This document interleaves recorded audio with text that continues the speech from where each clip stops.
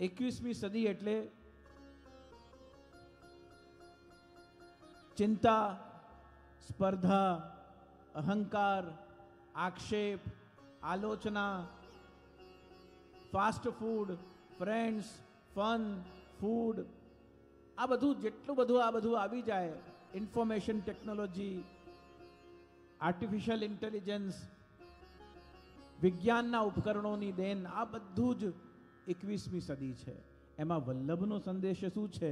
પ્રેમ, શ્રદ્ધા, સમર્પણ, શરણાગતિ, સેવા, સત્સંગ, કીર્તન, સ્મરણ અને આ પ્રકારથી સામૂહિક રીતે સૌ સાથે મળીને પ્રભુના અને શ્રી મહાપ્રભુના સત્સંગનું ચિંતન કરીએ, એનાથી મોટી કોઈ મહાપ્રભુજીની આપણને દેન નથી.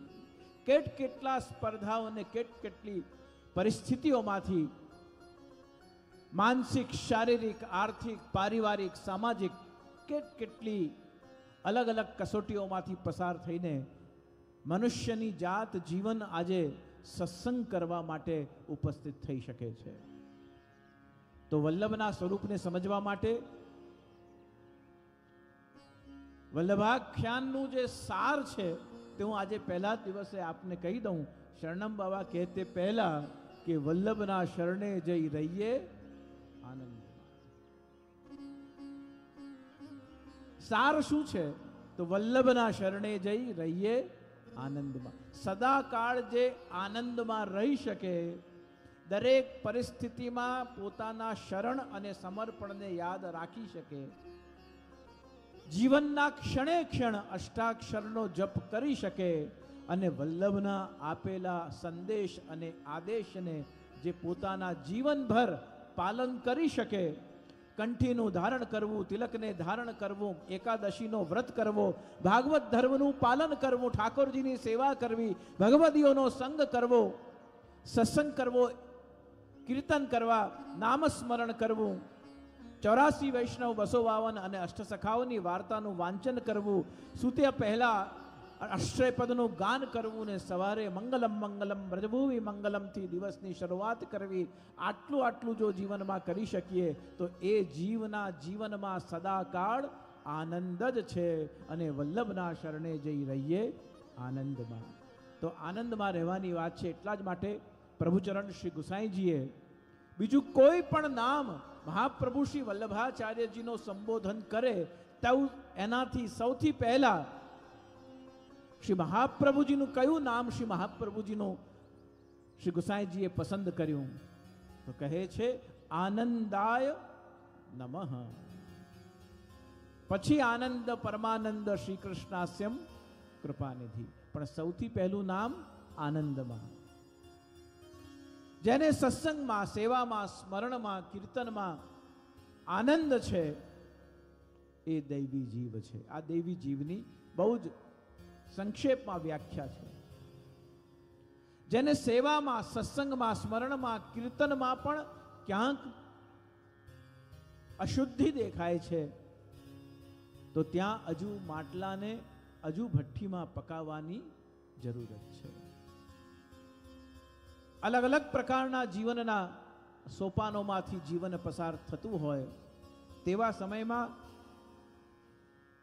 આજકાલ એક ટ્રેન્ડ ચાલે છે કે surprise parties, surprise visit, surprise, દરેક વસ્તુમાં સરપ્રાઈઝ આપવામાં આવે. એટલે જેને સરપ્રાઈઝ મળે, ઘણીવાર છાનું માનું ખબર હોય એને, પણ સરપ્રાઈઝ મળે ત્યારે એ એવું દેખાવું કરે કે ઓહો આઈ એમ સરપ્રાઈઝ, મને હમણાં ખબર પડી. ઘણીવાર ઘરમાં ચાલતું એટલે ખબર તો હોય કે આ સરપ્રાઈઝ કંઈક ચાલુ રહ્યું છે, મળવાનું છે, પણ એ સરપ્રાઈઝનો એક આનંદ હોય છે. એ અજ્ઞાત આનંદને જ્યારે આપણે સરપ્રાઈઝ મળે, સરપ્રાઈઝ મળનાર વ્યક્તિને ખબર હોય છતાં પણ, કારણ કે તૈયાર થઈને બેન્ક્વેટમાં જવાનું હોય, ઘરથી બધા નીકળી ગયા હોય, આસપાસના લોકો 2-3 દિવસથી મળતા ના હોય, આપણે બધી લગભગ ભૂમિકાઓ ધીમે ધીમે ખ્યાલ આવતી હોય, ને આપણો પોતાનો જન્મદિવસ કે એનિવર્સરી કે કંઈક આપણું પ્રસંગ આવતું હોય એટલે આપણને દિવસ તારીખ તો યાદ હોય જ, એટલે આપણે એના માટે પ્રિઝ્યુમ કરીએ કે આવું થશે, આવું થશે. પછી બધા જ્યારે સગાવાલાઓ ભેગા થાય ત્યારે આપણે હું કહીએ કે this is great surprise for me. આ તો બહુ જ અચંભો છે, મને અદ્ભુત સરપ્રાઈઝ આપવામાં આવી. મહાપ્રભુજી આજ્ઞા કરે છે કે જીવનના ક્ષણે ક્ષણ શ્રી ઠાકોરજી દૈવી જીવને નવી નવી સરપ્રાઈઝો આપતા રહે છે. આપણે એ સરપ્રાઈઝનો અનુભવ કરી શકતા નથી.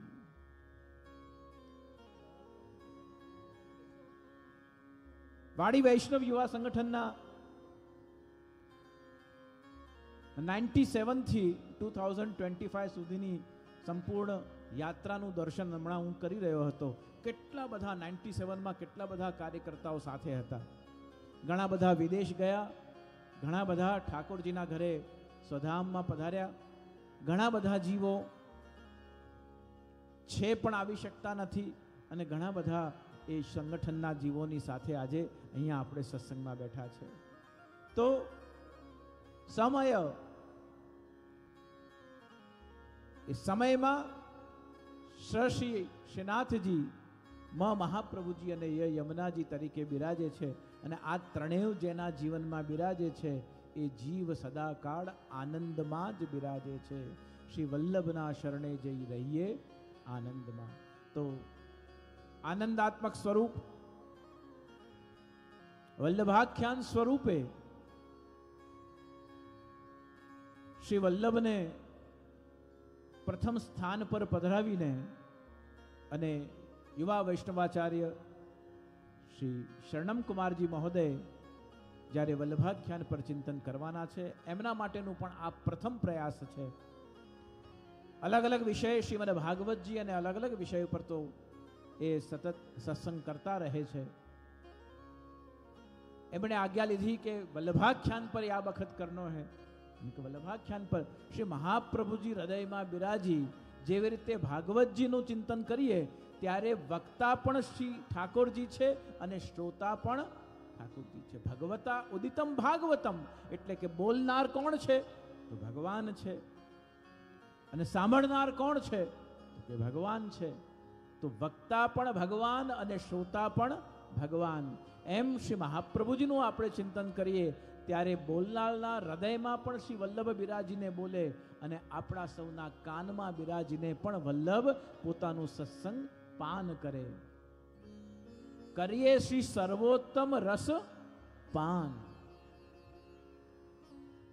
તમે સર્વોત્તમ સાંભળજો એવું નથી કીધું, સર્વોત્તમના રસનું પાન કરવાનું, એટલે કે વલ્લભના રૂપ ગુણ અને લીલાઓનું ચિંતન એ રસપાન સ્વરૂપે આપણે કરવાનું છે. અને એ જો બુદ્ધિ, વિચાર અને સ્વભાવ આ ત્રણેય આપણે બહાર છોડીને આવીએ, લૌકિક જ્યારે છૂટે તો અલૌકિક હૃદયમાં, મનમાં અને ચિત્તમાં આવીને બિરાજી જાય છે. જ્યાં સુધી કોઈ પણ પ્રકારનું લૌકિક સાથે લઈને આવીએ છીએ કે બુદ્ધિમાં આવું ખરેખર હશે, મહાપ્રભુજી આવા હશે, મહાપ્રભુજીનું આવું સામર્થ્ય હશે, જ્યાં સુધી સંશય છે, સંશય આત્મા વિનશ્યતિ.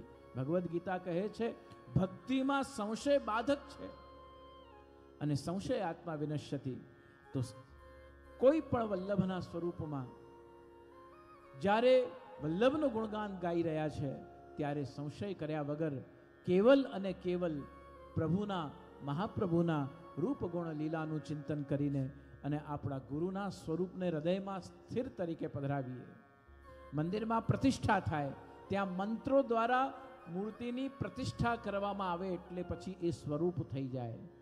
એવી રીતે અહીંયા નામ દ્વારા આપણા હૃદયમાં વલ્લભની પ્રતિષ્ઠા કરવામાં આવે એટલે શ્રી વલ્લભ પણ આપણા માટે પ્રભુમાંથી મહાપ્રભુ થઈ જાય છે.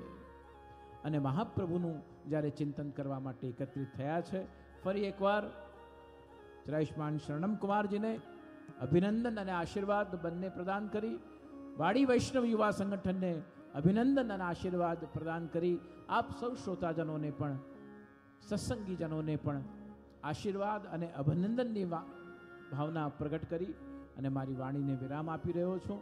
આપણે સૌ સત્સંગમાં આગળ વધીએ. થોડીક ઔપચારિકતાઓના કારણે એમ પણ વિલંબ થયું છે, એટલે વધુ વિલંબ ન કરતા આપણે સીધા સત્સંગમાં પ્રવેશ કરીએ. બોલીએ શ્રી વલ્લભાધીશ કી, શ્રી ગોસાઈજી પરમ દયાલ કી, શ્રી યદુનાથજી મહારાજ કી